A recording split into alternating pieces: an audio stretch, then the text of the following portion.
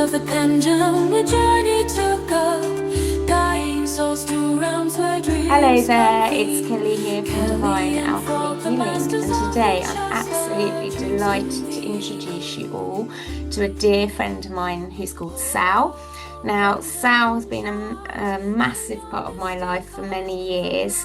She's an amazing channeler. She is a Bowen practitioner, an EFT practitioner. She does applied kinesiology. Get ready, because there's a list here for anyone who's waiting for me to finish. There's an awful lot of training behind this girl. She trained actually with Gabor Maté in the last few years in compassionate inquiry, and I know that was a really full-on training. She's also a yoga teacher. She's a meditation teacher. She runs spiritual groups, which is sort of how I got to know Sal many years ago. Can't remember. I'm just trying to think how old we were, but I will ask you in a minute because you might remember. But and she also does one-to-one work. You can actually go on a waiting list to work with Sal if you do feel called, and I'll put all the details as always in the description on the video. But welcome, Sal. Thank you so much. Welcome, Cal. Thank you. Thank you for welcoming me. And I'm so delighted to have you on. And I know we're probably going to laugh our way through this because Sal and we do go back a long way. I know we met at Earthways initially, but I'm just trying to remember how old think we it was probably 1999, 2000, around that sort of time. Yeah. It was a long time ago, and we have journeyed. We have journeyed. And even though at the moment, we don't see each other that much, but whenever we touch base, it's so interesting how our timelines we're often working on the same themes together, aren't we? Even though we might not have chatted for a while or anything like that. We've got one of those friendships that, boundless. Yeah, exactly. So I'm gonna start by just asking you, Sal, what led you into a spiritual lifestyle in the first place, only for our viewers. There was always a lot of magic, I should say, in my life as a child. I was really at one with nature, and where I used to live, I was from the Midlands and then moved down to the Isle of Wight. And we had bought a plot of land, and there was a willow tree, hence the name of my clinic, the Willow Clinic. And I used to sit in that tree and I guess meditate without realizing I was doing it and connecting to nature. And I felt this, like time stood still or it raced by. I couldn't tell you, but there was this feeling of utter completeness, wholeness, oneness, and a kind of homecoming.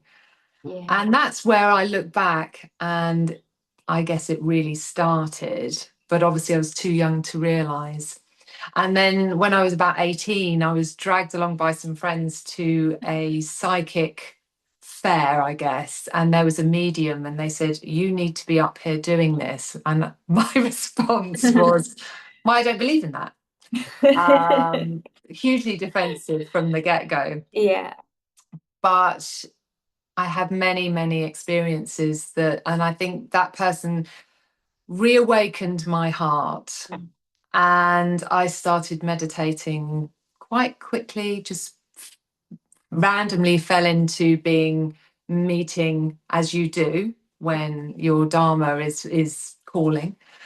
And I went to a spiritual development group and they said the same thing, "You should be doing this." And so I thought, well, okay, I'll give it a go. I had no prior experience and I closed my eyes and then there it all was. Wow. And it was as simple as that. The door was opened in that moment of me just saying, "Yes, I will meet you."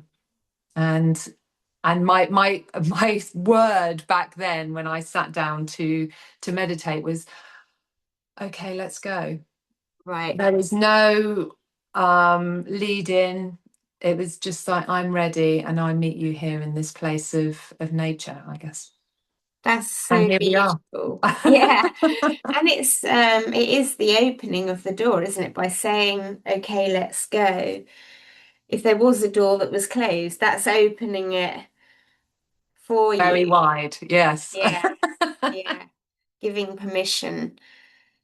Yeah, that's really interesting. And then as well, I forgot to say, because I want to say this because it was quite an important part of Sal's life, I think, as well, was not only do you do all these healing things, you run spiritual groups, you were also running a night once a week for many, many years that enabled people who couldn't maybe afford to come and have private sessions with different therapists. It was called Earthways, and it was run at the local village halls, and there was a whole load of us, wasn't there? Different therapists, but you were the person who set this up, offering their services by donation.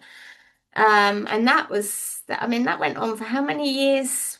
That was Earthways 13 run. years, Wow. and the premise of that was to bring local therapists together Yeah. and to suggest to those therapists, if you give your time for free, you're promoting what you do, and people can come Yeah. and hear about you and understand what it is you're doing. And then what we raise goes to different charities or people in Yeah. need. And that's what we did. And we had workshops. It's how we met Yeah. Yeah, it is. through Earthways. It's how deep, dear friends of mine have met over the years, just wandering through those doors and thinking, what's all this about? And I remember I started it in my house Right. on a Tuesday evening, Yeah. and we paid £1 to have healing, or people came and Yeah. offered massage or Bowen, card Yeah. readings, dowsing, Yeah. EFT, all these wonderful therapies that weren't that known about back in the 90s as such locally. Yeah. And just to offer an opportunity for people to come and try it out for a really Yeah. small cost, and also to contribute to the community Yeah. in some way. Yeah. And as these things do, they run their course, and it was natural that it Yeah. ran its course. Yeah. And it was a very important part of my life, and I know our lives, Yeah. because we met dear friends and we created wonderful heart connections that are part of what community should be. Yeah. Absolutely.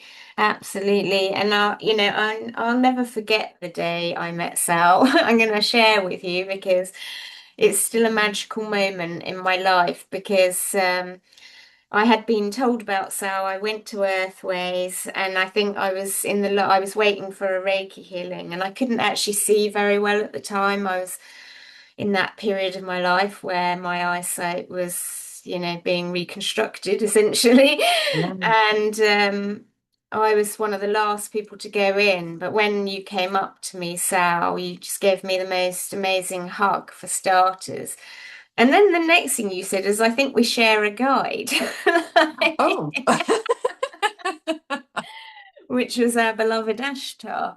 And yeah, that out of everything, I think that gave me the faith I needed to also, because of that, that gave me the faith to just know that I was talking to someone that I could just completely open up to and trust. And then we never really looked back after that. We didn't. Uh, And I didn't actually know that Ashtar was known by anyone else. I just had this name. And yeah, when someone I didn't know also yeah, was connected to that energy, it also gave me an immense amount of comfort, and it anchored me even deeper into my own spiritual work.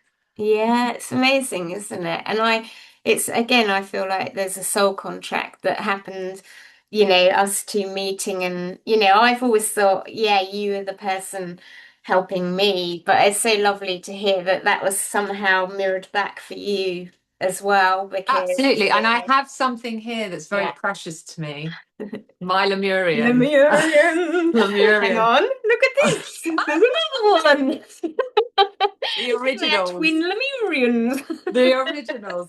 Yeah. This was, again, another magical moment many years ago. Again, back in sort of about 2003, I was getting some crystals for Earthways because we sold them there, and I was at the crystal warehouse, and I was walking past, and I'm not a massive crystal girl. I have crystals in my treatment room and buried under the house and all sorts of things, but for a reason, you know, they're not there to look pretty, they're there to work. Sorry, crystals, but you are here to work. And and hold the space. And I was walking past, and I reached, my arm just went out, and I grabbed this crystal, and I was like, oh, this is my heart, you know, this is part of me. And I came back home and very excited to tell you all about it and say, you know, I'm going to go back. I think we all need one of these. And you, before I even said anything, you said to me, guess what I've just done? I've signed up for this Lemurian crystal 6-week attunement. And I said, well, I've just bought. And that's one of those magical moments of where we were both obviously getting the same message at the same time. And this is a, you know, is a very important part of my life, as this crystal is very powerful. Yeah. Well, I'd love to just tell a little story as well about our Lemurian adventures, let's say, because this is something I laugh about frequently to myself, like a mad woman. But and I've told many of my friends and clients about it, because I don't think when we first started working with these Lemurian crystals, and well, actually, it was a joint effort between myself, Sal, and I think Ashtar was there as well, because when I did that attunement, and I did it from an online source, so I didn't really know where it was coming from. And then we worked together, me, you, and Ashtar, to just align it so that we could then pass it on to the other members of the group. And then you bought these. And that first night that we had these in the room with us, do you remember how nutty?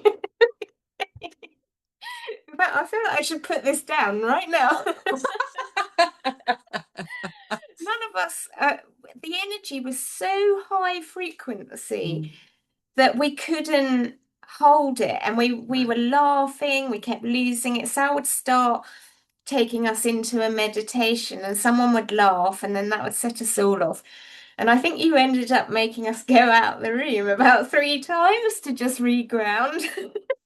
I do remember that. Everyone went bonkers. Yeah, like people were sort of almost falling off their chairs. Something fell off the wall, I think, at one point as well, you know, and it was just, but it was a lovely crazy, but it's that same energy I felt recently, funny enough, with a client when we opened her heart, and Metatron and Ashtar were actually saying, just feel this energy, because this is what 5D energy feels like, and this is why it's a slow transitioning. We're not like leaping from one to the other, because you'd all go nuts.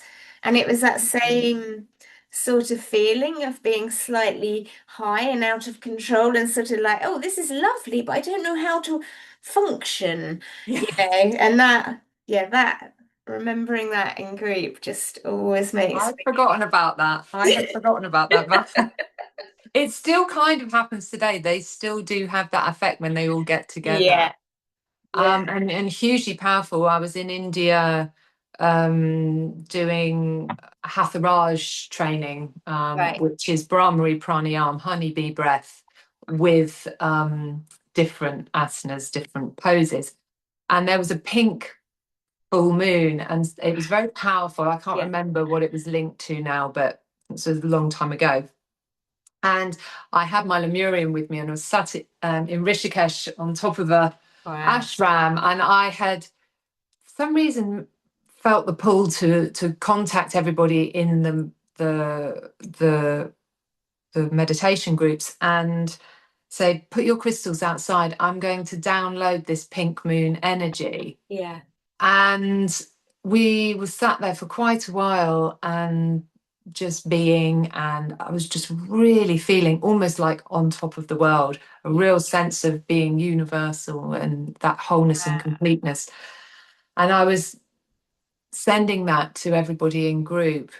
And what was strange was mine and my friend Jack, who was with me at the time, we had our Lemurians, both our Lemurians went pink. I would not have believed it had I had not seen hers as well. Wow. But everybody in group, there was a lot of us then. Yeah.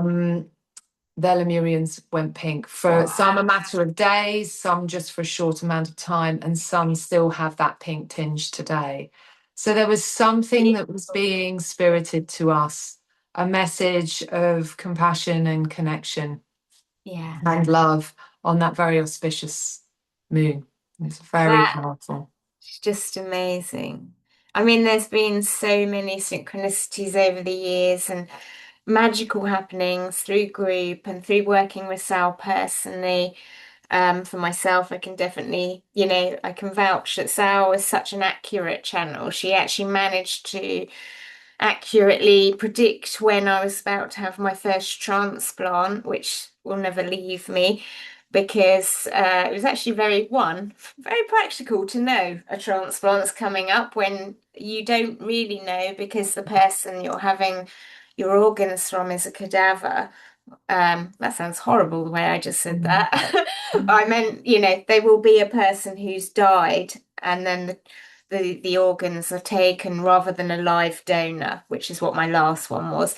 So they can't say to you, oh, it's going to be on this day. But Sal, the week before, it was 10 days before my actual transplant came, I was over at Sal's place having a wonderful healing. And Ashtar came through as to channel a message and said to me, this transplant is happening really soon. And I jokingly said, yeah, I know you say that, but you don't really understand what time's like down here. And when you say soon, we don't know what that means.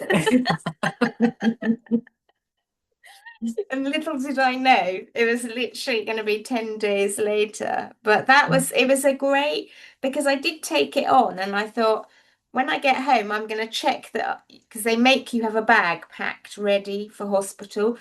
And I actually got back and went through it and redid it, made sure everything was in it that I needed.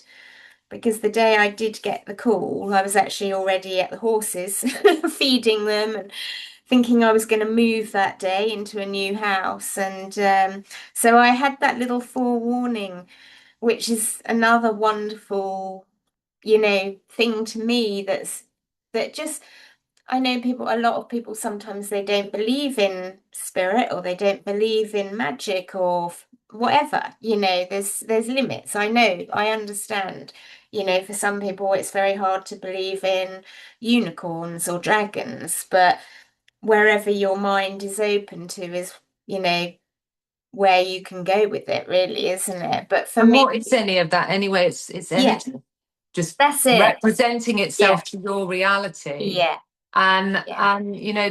there's a lot of scientific evidence around how every single human being will receive information from the world through their own reality. Yeah, And that's based on things that have happened in our past, yeah. that's actually helping us to predict our future in some way. And that's why beliefs are so important to kind of pause and notice. What are our beliefs, and how are they running our lives? Very important. Yeah. Can you tell us some more about that? I'd love to, because, I know for myself, I especially, and sometimes I have Metatron in my ear reminding me, like by going like this, if I've gone into a sort of, not a negative, but my quick example was when my dog Noah, he started becoming a bit unwell last year, and I went into a panic about it. And he said to me, what have we been teaching you all this time? Like, where are your thoughts? Because I was literally seeing him dead at this point. And I knew I'd gone down into my root chakra. And I was going worst case scenario, because there was a part of me that was also trying to prepare for the worst with it. But every time my thoughts went back down that path, Metatron, well, it got to originally he was doing more than just going like this, but after a while, if he caught me doing it again, it would be like, like, yeah, no, everything's going to be fine. We're going to sort this. We'll have all the resources we need. So tell me more about, working with your beliefs, acknowledging the ones you've got, and maybe then stepping towards ones that maybe are more helpful or more beneficial in your life. Because I'd love to hear your understanding of that, and I'm sure our viewers would as well. Well, thank you.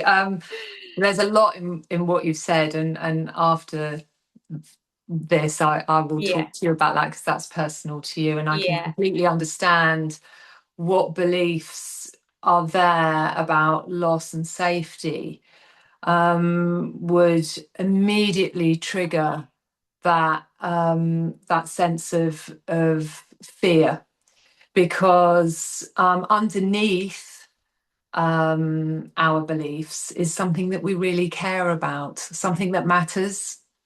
And of course, Noah, for you, really matters, and is that boundless, limitless love in your life that is incredibly important. So underneath a lot of our beliefs is something that matters, is something that we care about. But a lot of our beliefs can be very limiting. And they are the beliefs where we make ourselves or others in the world a bad, wrong other. And those beliefs are there for a reason. They are helping to protect us in some way, or manage us in some way, so that we're not shamed or rejected, or we we don't get isolated or separated from the tribe in the world. And so beliefs have quite sabotorial results, not all the time, but they do. But they think they're doing the best for us, so they're kind of, their heart is in the right place, these beliefs. That's how I think about it. But actually they're not usually allowing our circles and our energy to broaden, and for us to cultivate connection. They're actually doing the very opposite of that. And a belief could be a really simple belief. A lot of people have this belief is, I'm not good enough. Or I'm not worthy. And these can happen from very, very simple things that where we're at school and someone gets an A grade and you get a C grade, not because you're not clever, but because your brain processes in a different way. Some people are more creative in their expression, and some people see things in straight lines and numbers and more industrial. So school has a lot to answer for. It does. We won't get started on that one today. No, we won't get started on that one, but beliefs can happen, especially in the first 5 to 7 years of our lives. And if we've got trauma, and I'm not talking big T trauma, I'm talking things that can happen where you put your hand up in class. I use this one a lot with people, and you say, I know what 2 times 2 is, and you're 3 or 5 or whatever, and you say, oh, it's 5. You're just randomly picking any number because you're innocent. You just think, oh, that's what I do, put my hand up and say a number, and you're shamed for that, and then everybody laughs. Some people would be absolutely fine with that, and some people would hold a core belief of, I'm stupid, or I'm not lovable, or I'm worthless or useless, or whatever. It gives us that sense of feeling powerless. And as we get older and we start to deepen our connection to our truth through lots of different practices, we can start to create an understanding and an awareness about how these beliefs run our lives, and then what we can do differently. And there's huge amounts of things that we can do work with beliefs and not have them so constricted. Yes, because they grippy. They grip. And before Yeah. you know it, and this is part of the fight flight part Mm. of our autonomic nervous system, it's happened. And in that trigger, it's biologically impossible to think, oh, let me just pause for a moment. You're already doing it. But Yeah. afterwards, when it's hardwired, but afterwards you can go, oh, what happened there? Yeah. And do a little bit of an Yeah. inquiry. Yeah. So it's knowing that we have the capacity to do that. Yeah. And I believe that within each of us, there is this sacred space. In internal family systems work, Yeah. Dr. Richard Schwartz calls it Yeah. self energy, but it's that Yeah. higher energy. It's the vastness. It's the bodhicitta. It's the place in us that is untouched by the world, and is that more wise, spiritual, expanded self that says, well, let's have a look at that. Is that really true? Yeah. And that's very much like, if I'd love to ask your view on this. So I have a little thing that sometimes if I'm getting stroppy about something, which happens a bit, especially if my sugar's low. Yeah, you're in survival. Yeah, yeah. Say I've knocked something over, like there's the knee-jerk response of like, oh, bloody hell, like that. And then there's this other bit that it's probably only been there for the last couple of years, is of trying to bring myself back as quickly as possible into a balanced state. So I'm not allowing myself to get thrown off track by something happen that was a bit inconvenient, but only really for 5 seconds. And I try and apply that anytime, like even if I'm riding my little moped along and someone cuts me up, like my usual or my older reaction would have been like, and now I say life is good, life is good, life is But there's that space, isn't there, to Yeah, make you're the choice. creating a Yeah, pattern interrupt, basically. yeah, yeah, yeah, yeah. And there's a couple of things here. It's the most powerful thing you're doing there is creating that pause. You're recognizing in that moment, hang on, I'm about to blame, I'm about to project, I'm about to go into something that actually isn't really going to help the fact that someone's cut me up, or I've spilled a glass of water. That's not going to help me. But I'm frustrated because, again, something matters. Yeah. And it could Yeah, be yeah, yeah. like my safety matters when I'm on my moped. Of course. And that's why I have a natural reaction to Yeah. that. But there was a wonderful story. In fact, I read it out in one of my sanghas today. And Yeah. it's a story of, it's very, very brief. In the Vietnam War, a young man was stood outside of the White House every day, and he lit a candle. And he would just stand there. He didn't take a placard. He didn't protest in that way. He just lit this candle and he stood silently with his eyes closed until the candle had burnt to the end and burnt itself out. And then one day a reporter came up and he was quite sarcastic. He's like, well, what do you think this is going to do? Help save the world. It's not going to do anything to help save the world. And the man simply said, no, I'm not here to light this candle to change the world in any way. I light this candle because it reminds me that the world and all its darkness right now will not change who I am. And that is such a powerful message, that we don't allow the little wounds or the greater wounds of life to impact our own light. Yeah. And I think that is that takes courage. Yeah. It means that we have to be vulnerable. And of course, when we're in any kind of community, we're going to have our behaviors mirrored and our beliefs mirrored back to us by each other. We've got to learn to tend to those inner wounds ourselves. And we do that by following a practice by remembering to take, in Buddhism, it's called, I take refuge in the Buddha, refuge in the Dharma, and refuge in the Sangha. And what that means is I take refuge in my faith, be it could be Metatron, Ashtar, Yeah. Noah, The god of Noah. the god of Noah. I take refuge in my faith in whatever that is to me. And then I take a refuge in the Dharma, which is the way. What is your practice? What do you do each day to show up for yourself? And to show up, it's such a courageous act each day, just to wake up and pause and just breathe and have a moment of gratitude, to say, I'm so grateful for this breath in my body. And then our community, I take refuge in my friendships, my family, those who can be there for me without trying to fix me or make me wrong and bad. And I have to say, Sal, you're the only person that I know, me and you, like we have a morning practice. We do. Like we're both meditating, we're doing this, that, and the other, we're sorting our energies out for the day. I don't know anyone else who does it as, I was going to use the word relentlessly as I was going to say religiously. We're relentless with our morning practice. But our morning practice sets us up for the day, doesn't it? Yeah.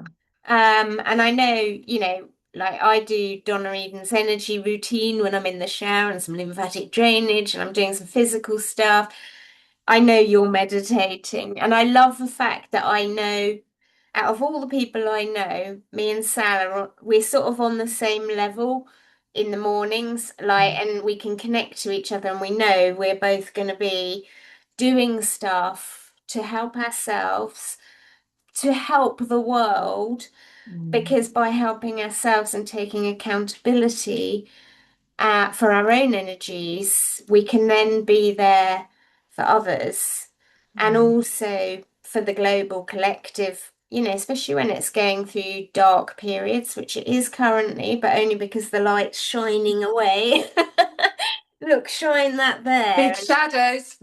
Yeah, exactly. Yeah. It's being exposed, isn't it? But it's what like if we've got some people that maybe are thinking, oh, that would be really nice actually. What could we do in the mornings that's fairly simple? What would be your best advice for them? But I have like you Yeah. a strong practice, Yeah. and I see it as setting up the table for my meal, and then at the end of the day, I wash up, and they are my two bookends, my two practices. Okay. And so something that's very simple is a gratitude practice. Yeah. So you wake up and you take a breath and you put your hand on your heart and just have a sense of feeling the breath in your body. Joining with you now. Yeah, and you can just simply just think, gosh, I've woken up to live another day. I'm breathing. That just is very simple. And if you want to take it a bit deeper, you might want to use a little mantra. Yeah. And a mantra that's beautiful is Aham Prema, and it means I am love. Aham Prema. And you can say it in English or Sanskrit, it's up to you. And just repeating that mantra and to remind yourself, and a lot of people, when they say mantras, they just say them, but to actually embody, like, I am love. Yeah. I am actually born into this energy of love, despite what the world has dealt me, or I have chosen to come down here and embody. I am actually the embodiment of love beyond all those layers of thought and mind stuff. And to remind ourselves of that is deeply, deeply grounding. And you can do lots of meditations on Insight Timer or Calm or all the other apps that are out there. Yeah. You can YouTube. YouTube, Well, absolutely, absolutely. There, You can. I do something called Fascial Coffee, which is by these great guys called Human, called Human Garage, and they've got they're on YouTube, and they've got an immense amount of resource. Where you can do actual particular things to smooth your fascia, Oh, nice. And that actually just gets everything flowing in the right Yeah. direction. Because when we're flowing in the right direction, it creates space for sort of compassion and wisdom to unite. Yeah. And more flow already as So, well, because yeah, you're emanating that flow, so it allows more flow into your life, doesn't it? yeah, Oh, I yeah. love that.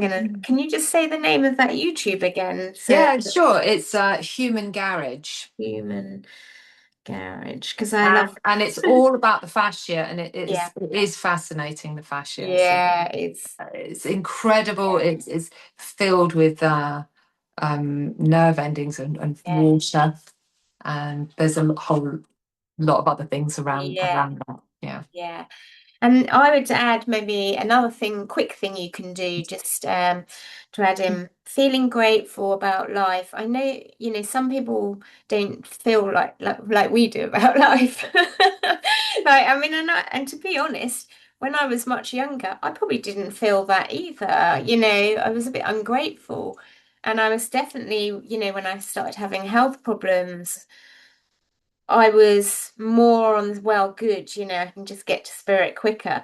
Whereas now I treasure every single day and I love life. And part of the reason for that is because of the work that I did with Sal and her being able to channel guides, but also, various therapies that we did together. Even I was a reluctant patient of Bowen, I will say, because there was poking and prodding going on. But I knew, even though Sarah used to do this thing where she'd distract me by telling me about something else when she was about to move the muscle or roll the muscle to stop me tightening up. But even though yeah, I've got a funny body because it's been poked and prodded a lot, but I knew beneath all of that I needed to have it, you know. But the thing that I would add into a quick thing you can do any time of day really, but I always do it in the morning, is I just put my hands here and I, with intention, speak to myself and I say, I love you. Or you can say, I love me, whatever works for you. I love you and thank you.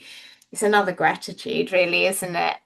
Thank you for working so well. Thank you for being so amazing. And you can just take it as far as you like. Yeah, absolutely. Um, Absolutely. And it, even just a yeah, very simple, just tapping here at the end of the kidney meridian. yes, that's the good Just one. tapping here and Yeah, taking a deep, deep breath. yeah. Mm. I know because did you do Touch for Health I originally? Yeah. did, yeah. There's an acupressure point between these two things. I'm trying to do this on here without making it look too cat-handed, but like it's between here and there's a little pinchy point there. And if you get any hay fever or allergies, which I've had for the first time really this year, I've never had it before, don't know where it's come from, but that really helped. Because yeah, Sal really like with the Touch for Health, that's sort of about using acupressure points, is that right? So it kind Yeah. of, yeah. Yeah. Neurovascular points, Yes. acupressure Yeah. points, working with the five great elements, the Yeah. Panchamahabhuta. So yeah. Mm. Amazing. Now, guess what, everybody? You are going to witness a meditation from Sal, the best meditation teacher ever. And she's agreed very kindly to do a little meditation for us here. And so if you want to get yourself ready, maybe take a sip of water, make sure you're hydrated and comfortable, and then we'll just hand over to Sal. And I can't wait. I'm so excited. I am just going to say, Yeah. I thought my dogs were trying to get in my door just then, but I have a feeling It's that Ashtar. somebody is Ashtar knocking on the door. Somebody's come to not cut down Oh, my tree, but cut some branches oh, on my tree. okay. So No while worries. everyone's just taking a moment, I'm Of just going to course. mute up and just double check that it is Okay. somebody in my garden, if you won't mind. Of So course just not. take a moment, everybody, to Yeah. just get comfortable, maybe take a sip of water, maybe even take a moment to lie down somewhere or sit. It doesn't matter to you. Get some pillows, get a blanket, eye pillow, whatever makes you comfy. We'll just take a minute there to just let everybody have a bit of time. Yeah, okay. Yeah, so, you know, find a lovely, comfortable place to sit or lie. The beauty of doing this on YouTube is, you know, you can either pause if you need to, but obviously we're just going to keep talking, and go and find a nice place to sit, or go and lay in your bed, get a blanket, get some pillows and cushions, and make yourself as comfortable as you can, because this will be an absolute treat. You know, when I was younger and Sal lived closer to me, I went to her group every week religiously for definitely over 9 years. And the meditation bit is just, but you never know where you're going to go. But you can guarantee wherever Sal takes you, or whatever she does with you, there'll be a reason, and everyone watching this today will get benefit, won't they? I hope so. Yeah. That's our intention, isn't it, Kel? Yeah. That people have a sense of homecoming. Yeah. Mm. Yeah. So yes, some tree and hedge trimming was about to happen. Okay. And I made this Marla. I'm so excited about it, because I'm not a creative person at all with things. And this was a wonderful practice in perfection. Yeah. And there's no such thing. And also, what comes up for you when you're doing a particular practice? So Yeah. very interesting. Anyway, we digress. So I don't plan my meditations, but one of the most wonderful things that have been created for me during my years of meditating is being with this place I call the meadow of the heart. And it started off as this tiny little garden, and it's now vast. So your meadow, let your meadow be as wild and as free as your imagination. And let's see what happens. I'm just going to take you, I feel, into an introduction into your meadow. And inside every single one of us, there is this sacred space. So I invite you now to close your eyes.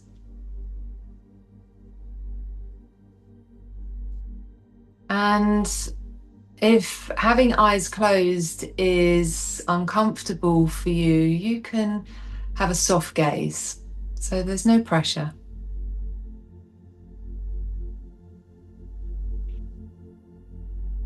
And begin to notice the breath. And usually when we notice the breath, we might notice our heart racing. It's just your nervous system thinking we're going to do something.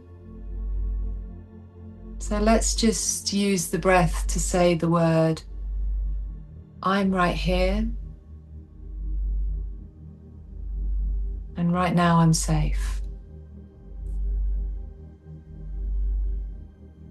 Let's breathe that in. I'm right here. And right now I'm safe.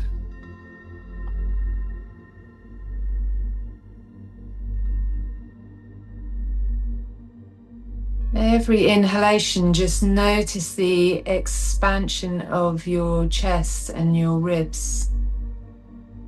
And every exhalation, your awareness deepening in towards your heart.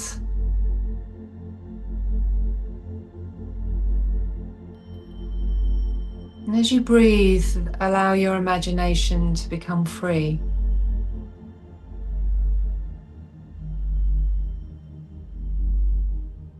And let your mind drift on that free breath.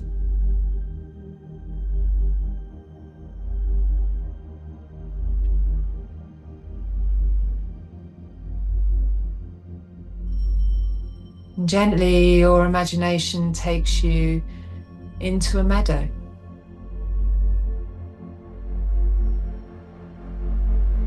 And How has your imagination created this meadow? Maybe there's mountains in the distance.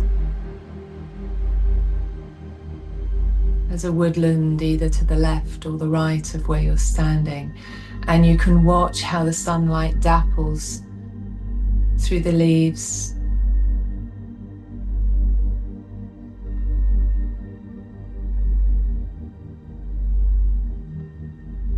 Begin to notice in your meadow spring flowers and grass. Notice the colours. Notice that you're just being here, not standing on an earth, but rising up from it. And sense the power of rising up, being part of something, a belonging. You are this wonderful, powerful, open being here, a space where you can be alone.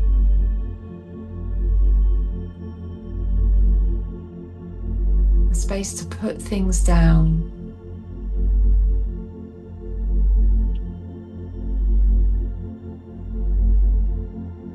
And as you stand here in the meadow of your heart, you notice the vastness of the sky. That space above you, boundless, limitless.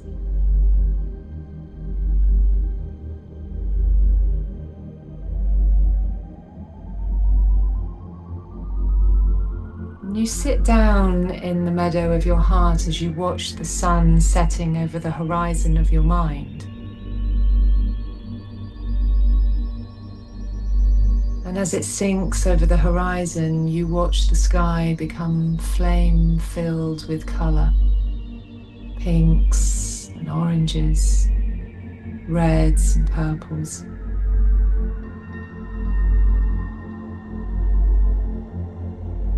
Those colours bring a sense of tranquility, a settling, a peace.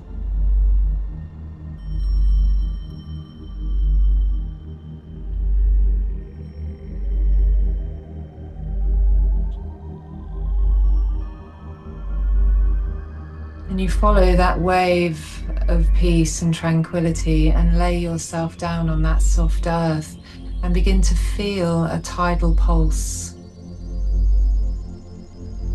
Mother Earth's pulse beating in time with your own. A co-regulation with nature.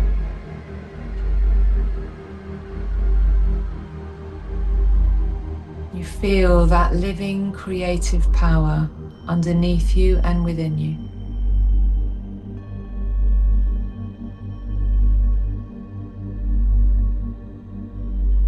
Stars begin to appear in the night sky. Constellations. A Milky Way, a silvery road of light leading to somewhere.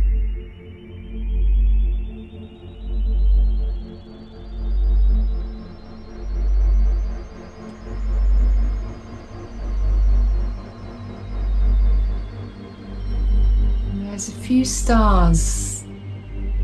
And they're collected together and they're shining and shimmering towards you. Almost feels as those strands of light are beginning to spread their light all around you.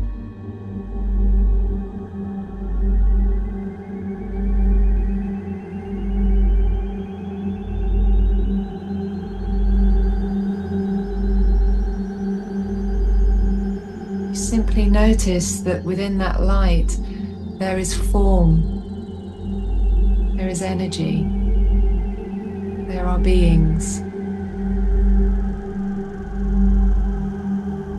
and they're sitting with you, just placing their hands upon your body.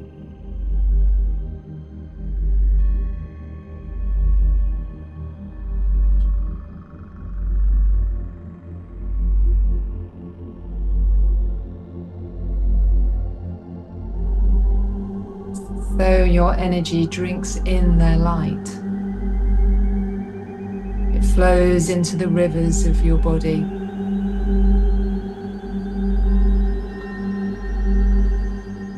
It washes your organs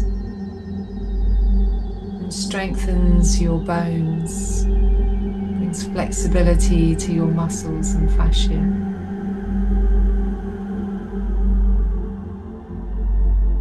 There is a homecoming.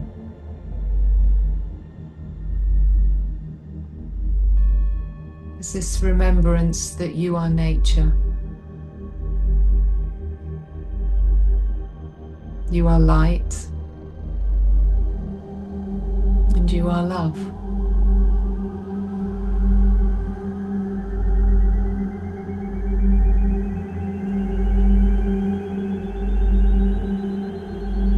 When did you forget?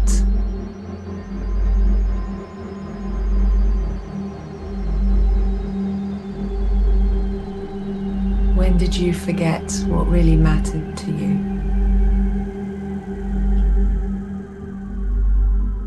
And can you remember in this moment those things you deeply care about?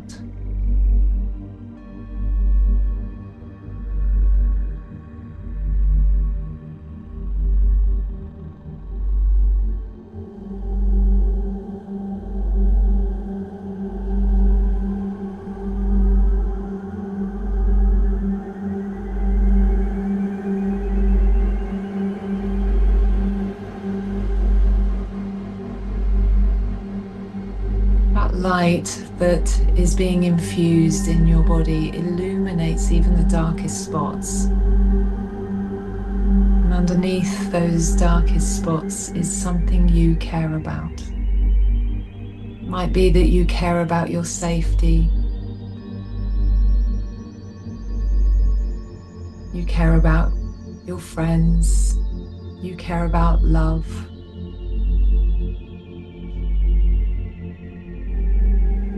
Care about connection. There's something here you deeply care about, and it's coming home to you. There is a remembering, an awakening.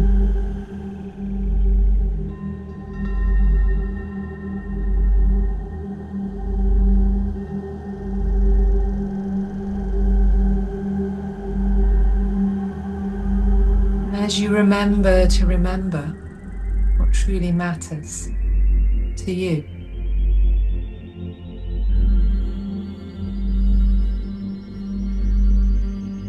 Those beings around you gently begin to fade.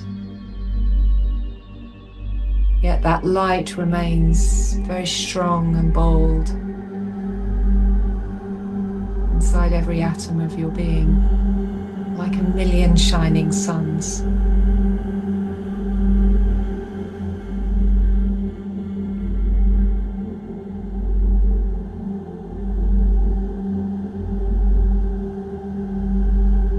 Close your inner eyes, feeling that tidal pulse of the earth not only beneath you but within you.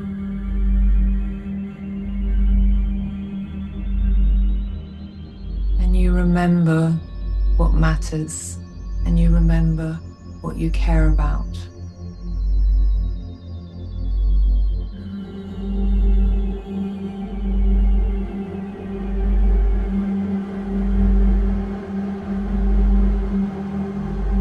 Bring that back to the place you occupy and the place we occupy together.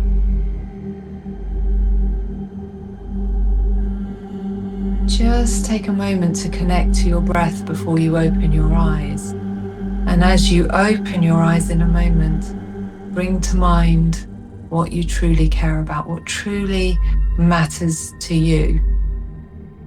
And who would you be if you lived from that foundation?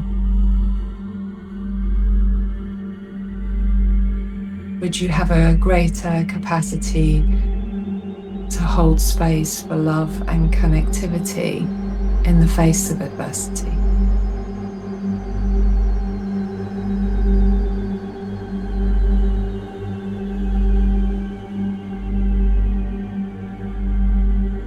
let's open our eyes together.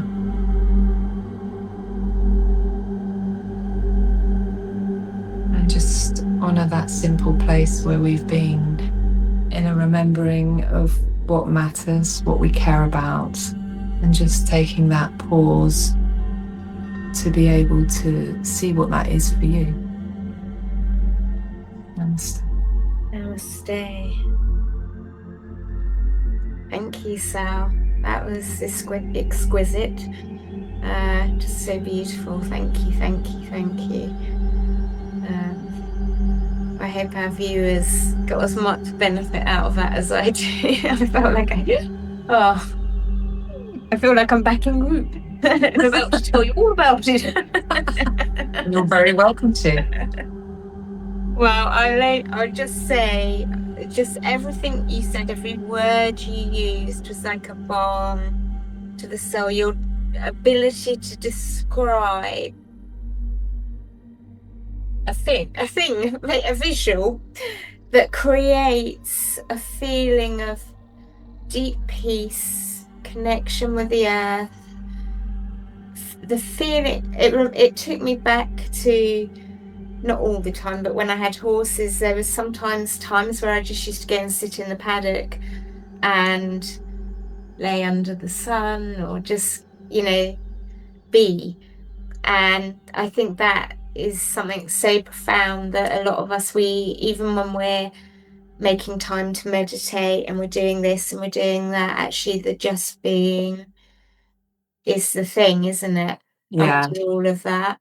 Yeah, and a lot of people, I think we spoke about this before we came on to do this moment together. Yeah. And we were talking about what is meditation, really. And meditation can be guided like that. It can be silent. It can be used of a mantra. It can be walking. And there's lots of different ways to meditate.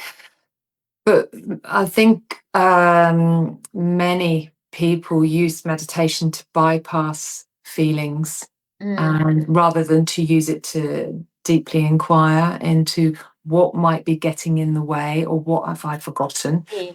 And also meditation, and the way we used it today, for example, is just that sense of, let's just get to meet a space inside of our hearts. I call it the meadow of my heart, or the inner universe of my heart.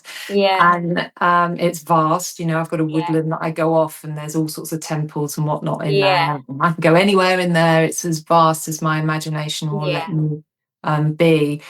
But meditation is not about getting a dopamine hit. No. And sometimes you will have those really big, life-changing, transformational moments. And sometimes it's just actually about feeling safe and regulating your nervous system. Yeah.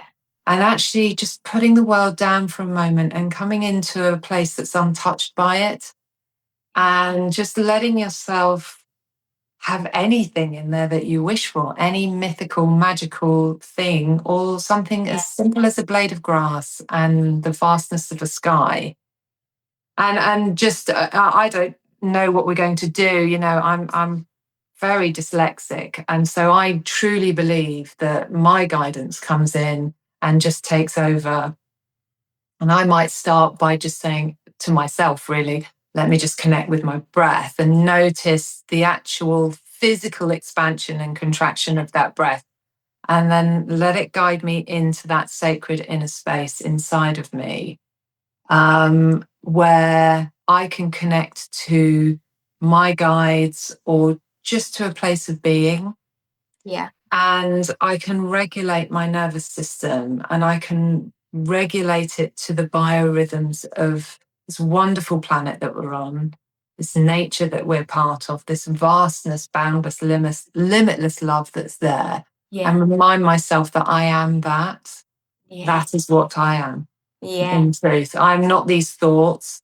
I'm not really this body. No. I am so much more than that. And maybe I'll come on again another time and we can talk about how we can change those limiting beliefs and really expand on creating a more liberating space for life to be lived from. Yeah. I absolutely love that. And of course, you'll be very welcome to come on as many times as you want. You know, Sal is a font of wisdom and knowledge, and she really does live her life. She's not a spiritual teacher that talks and tells you to do something and doesn't do it herself. I absolutely can guarantee that. I'm just remembering the coffee enema time. Oh yes, I have tried many a thing. Some I can say, yes, that was great, and others, no. No, That's probably not for me. Not for me. It might be for you, but it's not for me. I've done a lot of things. She walks her talk is really the message. If you're looking for a genuine teacher or even a person to just connect with, you know, Sal is the person. And I think, you know, it'd be wonderful to have you on. And I know we are talking about maybe hosting Sal to do a few meditations and things and get going on YouTube, and then we can, once she's got some people following her and stuff like that, we could put her on her own channel and she can grow it from there. So do keep an eye out. And thank you, Sal. Thank you so much. Thank you. Bless you. Yes, one of the downfalls of doing this work is we're not very technically minded at all. We can't be everything. Yeah, you know, that's why we've got Lovely Frog doing all the editing and all of the music and that side of things, so that we can just focus on doing the spiritual stuff and the growth and helping people, you know, because, as you know, it's like when I've worked, I don't know about you, but well, I don't do this anymore actually, but in the past I used to type up some reminders for them, and then I print it out and give it to them. Now I do it on WhatsApp, it means I get a space to come out of here and sort of go back into the 3D living, practical living bit before I have to try and type things. Absolutely. If you try and type things when you've just been connected with spirit, it's really hard. They don't seem to know how to type. My fingers are going all over the place. Oh, bless you. Yeah. Well, thank you so much, Cal. I'm so grateful, and I just want to end with saying, you know, the spiritual practice, or a practice of mindfulness and awake awareness, it's really a very simple practice, and it can be as simple as your breath, or as deep as a deep dive using plant medicine, or anything that helps you connect, whatever works for you. Yeah. And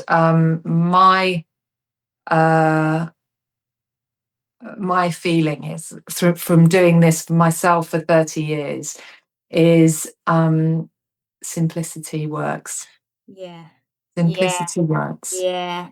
And it's really easy to dismiss simple things, you know, like I often say to people about breathing. And then, you know, I can see sort of in their energy and on their faces, they're thinking, is that what I've come here to learn about, to how to breathe? You know, I do that all the time. And actually, no, you know, just it's becoming aware of your breath and allowing it to consciously, you know, help things flow through the body with your breath. You can do all sorts with your breath. I can't remember who said it. I remember hearing about it in yoga, but someone said the breath is boss. And that's always stuck with me. Without it, we wouldn't be here. That's it. Yeah. Not to be taken for granted, that old breath.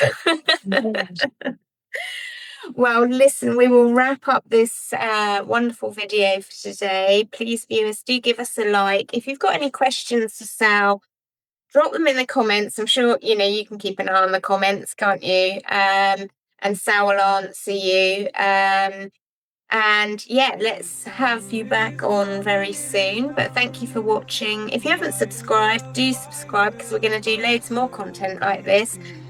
We can do more with Sal. We've got some other lovely people coming up. My mind is sort of starting to percolate a little bit more as to how we can bring in more spiritual techniques for people to learn. So But thank you very much for watching. Thank you, Sal, for being. Thank you, Mel, for always being such an incredible light to this world. You really are such an amazing woman, and just hugely grateful for you bringing this and sharing this with the world. Thank you. That means so much. I'm almost about to cry now. Okay, let's wrap up here. Say goodbye. We'll give you all a wave. Thank you very much for watching, and we'll see you all again soon. Take care. Bye-bye. Unseen hand moves through time at truth's command. Symbols rise, the veil is peeling. This is divine alchemy healing.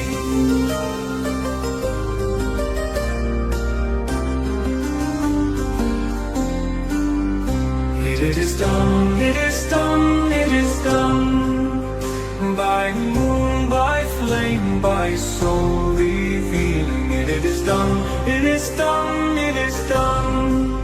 Through divine alchemy healing. Shadow clears, the charge released. Storm to stillness, womb to peace. Ancient codes through charts unsealed. What's named in truth begins to heal. Spirit speaks, the field is kneeling.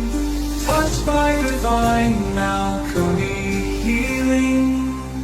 I ask, I receive, I release, I believe. I ask, I receive, I release, I believe, I ask,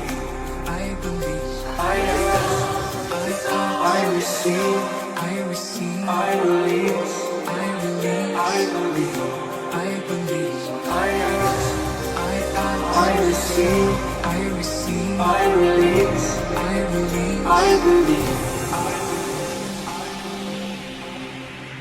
It is done, it is done, it is done. The waters hush, the sky is still. It is done, it is done, it is done. By soul's intent and secret will. It is done, it is